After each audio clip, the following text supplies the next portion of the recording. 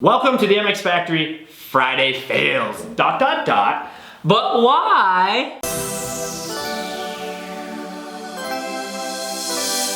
I'm Jason. We gotta introduce ourselves. Oh, I'm Tyler. We should actually do that part. What? We gotta introduce ourselves. We do have to introduce ourselves. We already did. Oh. We're gonna show you guys some fails. We want to educate you guys on why these fails are happening. Fails are so popular. We all love to watch dirt bike crashes, but why do they happen? And we can learn a lot from that. In honor of Supercross going on right now, which I hope you all are tuning into, we got a few Supercross crashes, and let's tune into a few of those.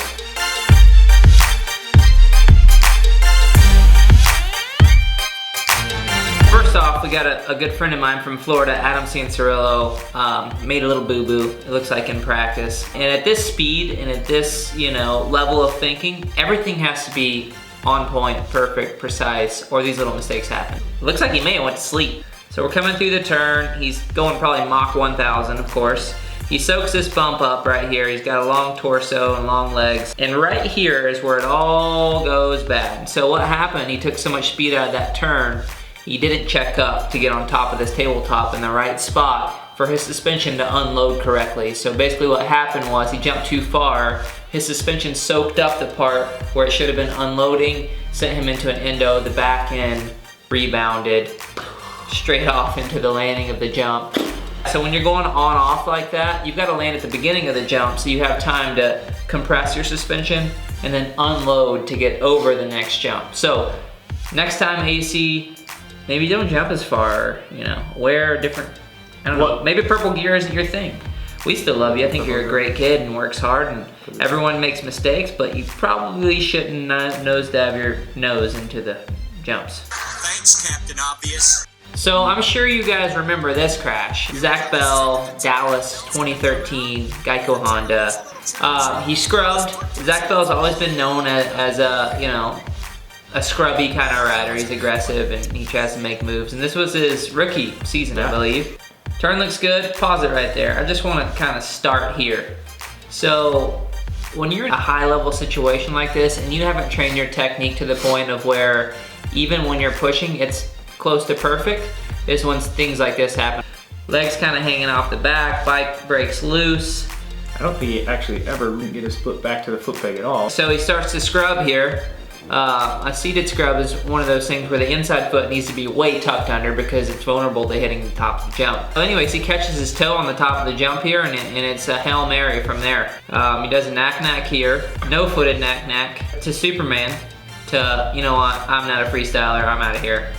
And then from here on out, I don't even really like to watch it. He hits so hard that it isn't what we want to watch. I'm glad he's okay because watching this stuff is kind of like, it makes me cringe.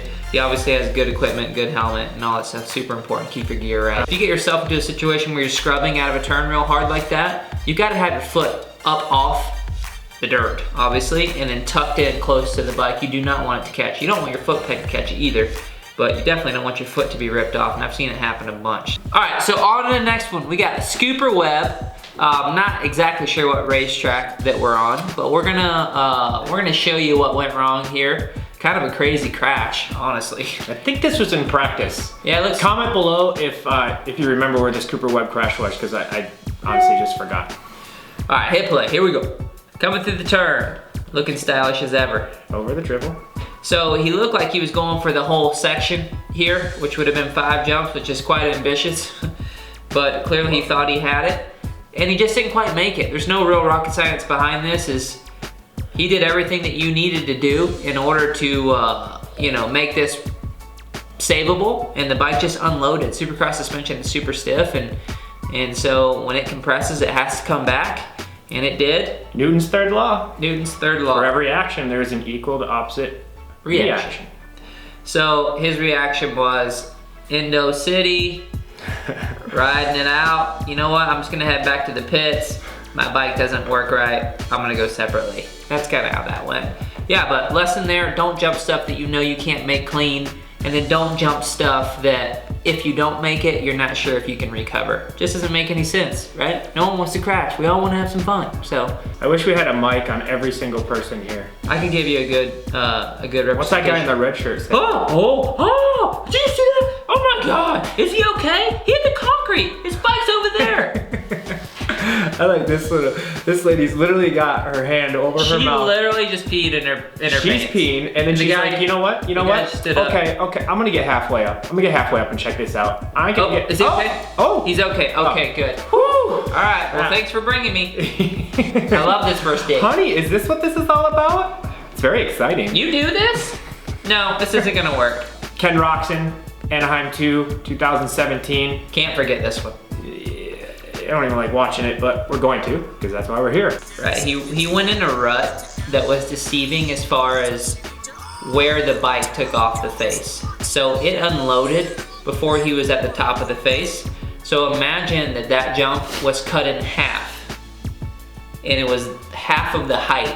So the wheels blew through and it unloaded earlier than top of the jump when his body expected to have the wheels planted another 2 feet. So he was off the front of the bike and the bike kicked. In this scenario, it's probably best that he bailed because it was way, way, way far from recovering. Roxon was riding very far forward, very confident on his bike, much faster, but also can be a little more detrimental in high-speed crashes. Notice his wheels are way off the ground already. Yeah. So he didn't track all the way up that face. If you look at the lines to the right, you can see where wheels are staying on the face all the way through the top, and it just, just caught him off guard. Could he have hung onto the bike? His front end dived so quickly that hanging onto the bike would have threw him head first. Instead, he tried to keep his head up, and the fact that the arm is all that got hurt just goes to show how fit, how much, firm muscle that the dude has on his body. 100%. He could have really, I mean, that could have been the end of his career for real, so. This next one literally scares the pants off me every time I watch it. Oh, here we go. Knew this day was coming. Let's just watch it real quick. I don't like seeing that. Oh. Do not like seeing that. Oh. Nobody likes that. Even your grandma. Let's get this one over with quickly. Yeah, I don't know the rider. We don't know the track, but he remembers the track. He actually he still got some in his teeth. But he remembers how it tastes. Oh, you know what track that is? That's here in Texas. What track is that? Oh, this is Johnsonville. Cody, come confirm that this is Johnsonville. I'm pretty positive it is. So scroll back. The power lines, the track coming around that right. That is definitely Johnsonville. The poor fella is from Texas. Correction. Everything's bigger in Texas, including endos into giant mounds of dirt. Wow, so, and then it goes right, left, finish line. Never going there. Just kidding, Johnsonville, we love you. Awesome. So here's what happened. He got the huckabuck real bad, okay? And when you're that high in the air and you get the huckabuck, there's too much time for disaster to take place. And he's doing all he can. He did all the steps. The only thing that he could have actually done that may have helped is shift the bike up a couple gears. And when you're that high, you have time to shift the bike up.